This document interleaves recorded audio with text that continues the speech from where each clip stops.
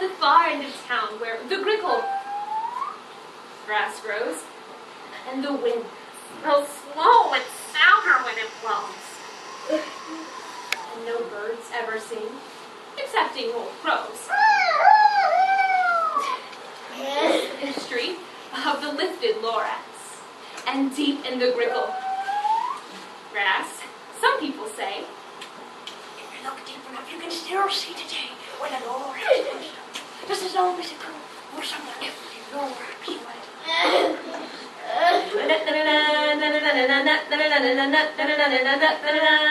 The Lorax by Dr. Seuss. What was the Lorax? And why was it there? And why was it lifted and taken somewhere? From the far end of town where the grickle grass grows. The old Onceler still lives. Ask him. He knows. You won't see the Onceler. Don't knock at his door. He stays in his lurk on top of his store. And on special dank midnights in August, he peeks out of the shutters, and sometimes he speaks and tells how the Lorax was lifted away. He'll tell you, perhaps, if you're willing to pay. On the end of a rope, he lets down a tin pail, and you have to toss in 15 cents, Ching, ching, ching. and a nail. And the shell of a great-great-great-grandfather snail. I will call you by whispering phone. Full secrets I tell, all for your ears alone. Sloop! Down slumps the whisperophone to your ear, and the old Onceler's whispers are not very clear. Now I will tell you how the Lorax got lifted and taken away. It all started way back, such a long, long time back. Way back in the days.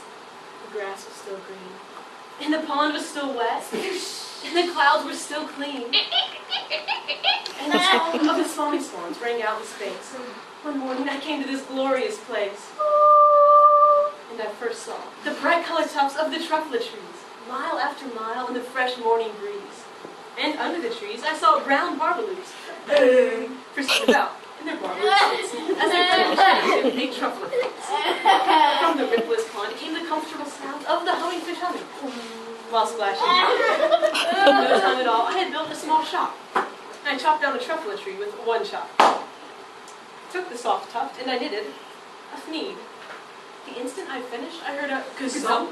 I saw something pop out of the stump of the tree I chopped down. It was sort of a man.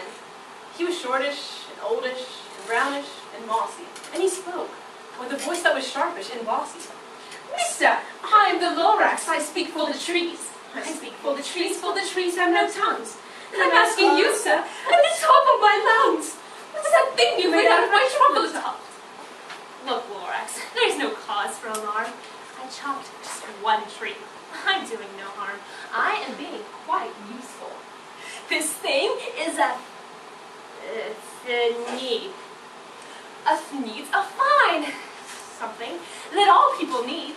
It's a shirt, it's a sock, it's a glove, it's a hat. You can use it for carpets, pillows, or sheets, or curtains, or covers for bicycle seats.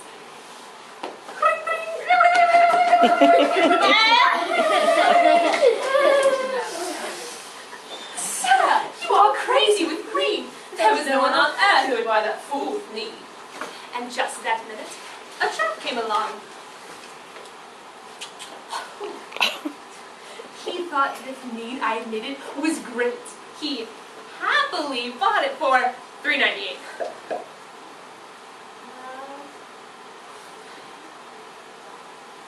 I laughed at the Lorax. You poor stupid guy! You never can tell what some people will buy. I repeat, I speak for the trees. I'm busy. Shut up if you please. I rushed across the room, and in no time at all built a radio phone. I called my brothers and uncles and aunts, and I said, listen here, here's a wonderful chance for the whole Munson family to get mighty rich. Get over here fast, take the road to Northridge. In no time at all, in the factory I built, the whole Onceler family was working full tilt. We were all knitting needs to the sound of the chopping of truffle trees.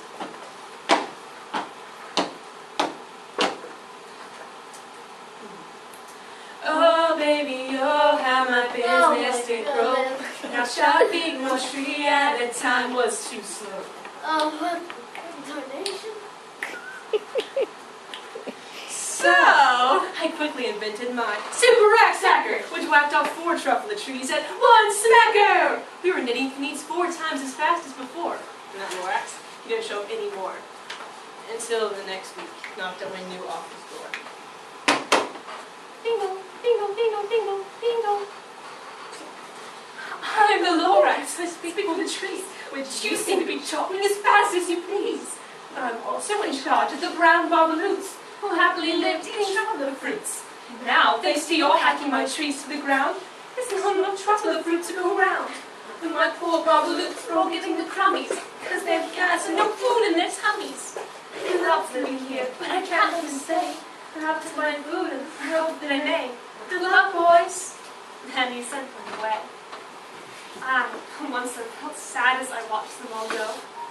But business is business, and business must grow, regardless of Kwammies and Tommies, you know? I meant no harm. I most truly did not.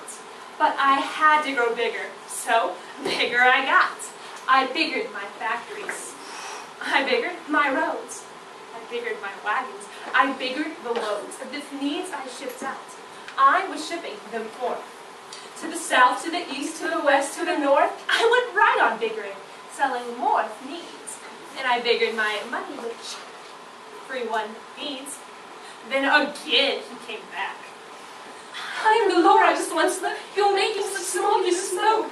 My poor stormy swans, why, they can't sing a note. No one can sing with a small in his throat. So I'm sending them off. Where will they go? I don't hopefully know. They may have to fly for a month or a year to escape from the smog you've smogged up around here. What's more, we're clumping the ponds where the hummingfish hums. No more can they hop, for the gills are all gummed. So I'm sending them off. Oh, their future is dreary. They'll walk on their fins, feeling woefully weary, in search of some water that isn't so smeared. And then I got mad. I got terribly mad. I yelled at Lorax. Now listen here, Dad. All you do is yap, say bad, bad, bad. Well, I have my rights, sir, and I'm telling you, I intend to go on doing just what I do. For your information, you Lorax, I'm figuring on biggering and biggering and biggering, turning more truffle trees into needs, which everyone needs. And just that minute, we heard a loud whack. From out in the fields came the sickening smack of an axe in a tree. We heard the tree fall. The very last truffle tree. Come them all. No more trees, no more needs, no more work to be done. So in no time at all, my uncles and aunts, everyone, all waved me goodbye. They jumped into my cars and drove away under the smoke, smothered stars. All that was left beneath the bad-smelling sky to my big, empty factory.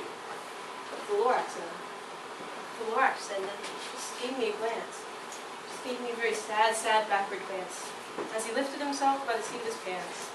And I'll never forget the grim look on his face as he heisted himself and took leave of this place through a hole in the snow without leaving a trace. All that the Lorax left here in this mess was a small pile of rocks with the one word, unless. Whatever that meant. Well, I just couldn't guess. It was long, long ago. But each day since that day, I sat here and worried away. Through the years as my buildings have fallen apart, I worried about it. With all of my heart. But now that you're here, the word of the Lorax seems perfectly clear. Unless someone like you cares a whole awful lot, nothing is going to get better. It's not. So, catch. It's a truffle seed. It's the last one of all. You're in charge of the last of the truffle seeds. And truffle trees are what everyone needs. Plant a new truffle, treat it with care, give it clean water, feed it fresh air, grow a forest, protect it from axes that hack, and then the Lorax and all his friends may come back.